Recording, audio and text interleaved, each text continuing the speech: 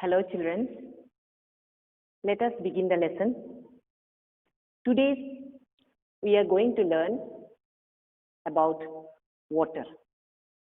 Today's lesson is on class 6 subject science lesson number 14, water.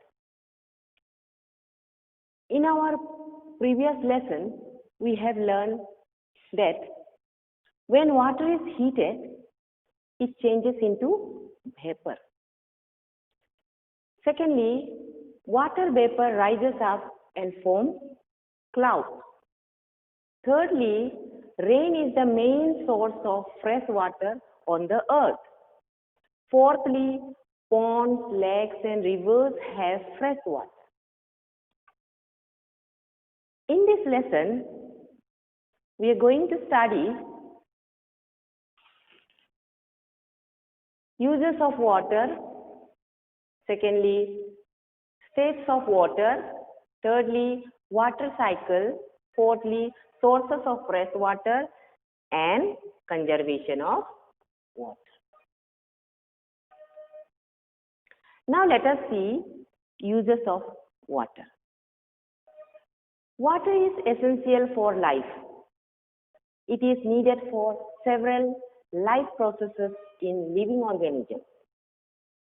For example, digestion of food, absorption and transportation of nutrients, germination of seeds, photosynthesis in plants are some processes which need water.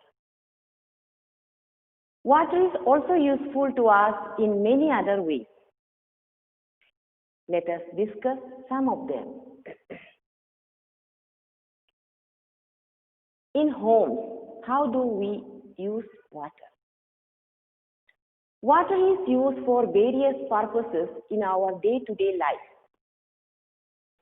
For cooking, drinking, watering the garden, bathing, washing clothes, and flushing the toilet.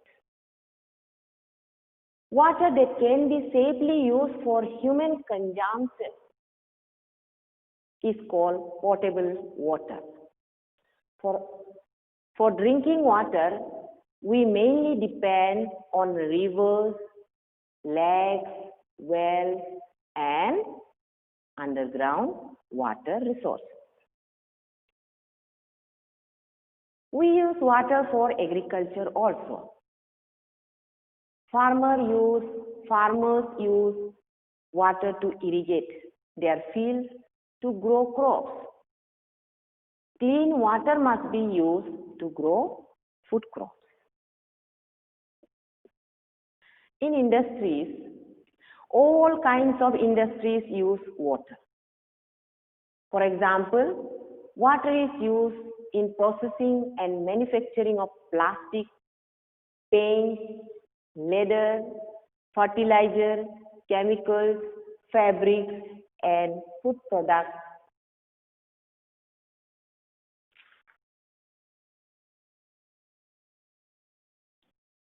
Water is also used to produce electricity.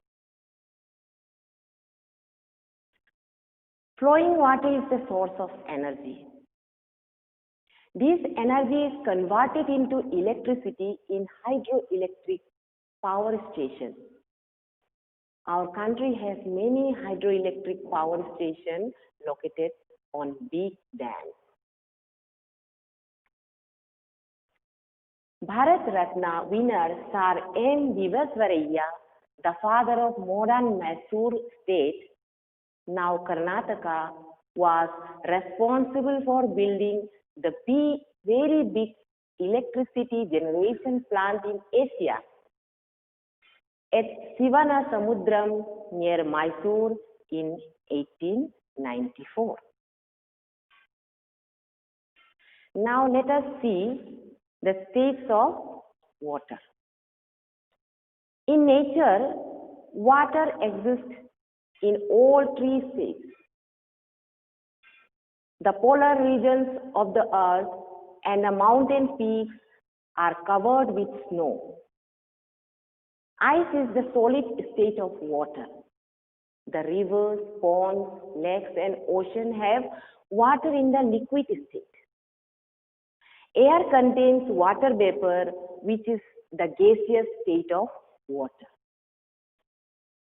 The state of water can be changed by changing the temperature, that is by heating or cooling. Now let us see evaporation. What is evaporation and evaporation of water? The process by which water changes into water vapor naturally is known as evaporation. Water evaporates faster on a hot sunny day and when it is windy. Now let us see condensation of water. What is condensation? Changing of water vapor on cooling is called condensation. Dew drops that you see on plants and cold objects near the ground on cold winter mornings are due to condensation. Now let us come to water cycle. What is water cycle? Water from ocean, rivers, ponds and lakes evaporates all the time. Water evaporates even in winter when the temperatures are low. Plants also lose water in the form of water vapors through the process of transpiration. In summer, huge quantities of water evaporates from the ocean. The water vapor that is formed mixes with the air. The warm summer air, being lighter, carries the water vapor upwards. The higher the air goes, the cooler it becomes. After reaching a certain height, the air becomes very cold and water vapor in the air condenses into tiny water droplets. Many such droplets together form the cloud. Many such water droplets together collect together and form clouds. As the clouds rise higher, more water vapor condenses and collects on the tiny water droplets. The water droplets grow bigger in size, become heavy, and ultimately fall downwards as rain. Continuous evaporation, condensation, and precipitation of water on the earth in a cyclic manner is called water cycle. Have you all understood? Yes. Now let us see sources of fresh water. There are two sources of fresh water: rainwater and the groundwater. Rainwater is one of the main sources of fresh water, but it does not rain eventually all over the world. It rains every day in the tropical rainforest, while deserts receive very little or no rainfall at all. If a well or a pond dries up in summer, it can be recharged only when it rains again. Thus, a source of fresh water, although renewable, can be exhausted till rain renews its supply of water. Now let us see groundwater. Groundwater is one of the most valuable sources of fresh water on the earth. It supplies water to wells, lakes. It is a source of clean drinking water. As the rainwater seeps into the soil, it wets the soil. The excess amount of water seeps deeper into the ground and fills the spaces in the rock. This is known as groundwater. The level of water under the ground is known as the water table. The level of water under the ground is known as the water table. In many areas, groundwater is nearly exhausted because of overuse due to increase in human population, industries, and agriculture.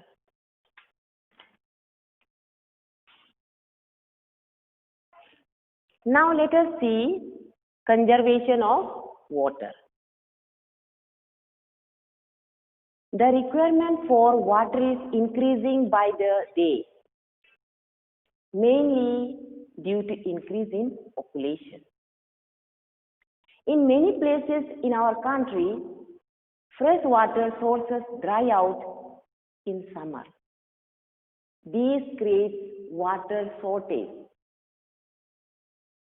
It is important that we use water carefully and not waste it. Let us discuss some of the ways by which water can be conserved. Rainwater harvesting. Rainwater is the cleanest source of fresh water. It mostly flows away into the rivers and then into the seas. A practical solution to store rainwater is rainwater harvesting. Rainwater harvesting is a process by collecting and storing rainwater for future use. Rainwater can be harvested directly from the rooftops of the houses and buildings and collected into underground tanks. Rainwater can also be made to flow into a pit in the soil to recharge underground water.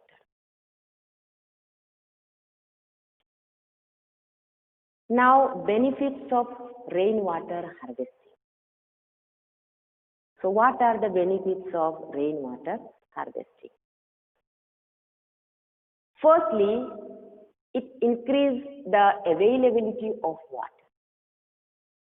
Secondly, rises water table. And thirdly, prevents soil erosion and flooding. These are the three benefits of rainwater harvesting. Now, check dams. Check dams are structures built to stop rainwater from flowing away. These are small dams or barricades built in the path of a natural stream. When rainwater is prevented from flowing away, it collects in a place and slowly seeps into the ground. The water that seeps into the ground collects in the underground sources. It also supplies fresh water to the lakes and wells in the region. This increases the availability of water in the region. By building check dams, many villages in Rajasthan where water is scarce have been able to partly solve their drinking water problem. So children, with this we have come to the end of today's lesson, but before winding up, let us look back what we have learned today. So we have learned uses of water, how do we use water at home, industries, in our field. And also we have studied water cycle. Because of continuous condensation, evaporation and precipitation, water cycle happens. And also we have studied states of water, solid, liquid, and gases, and sources of fresh water, and the conservation of water. So with this, thank you and have a nice day.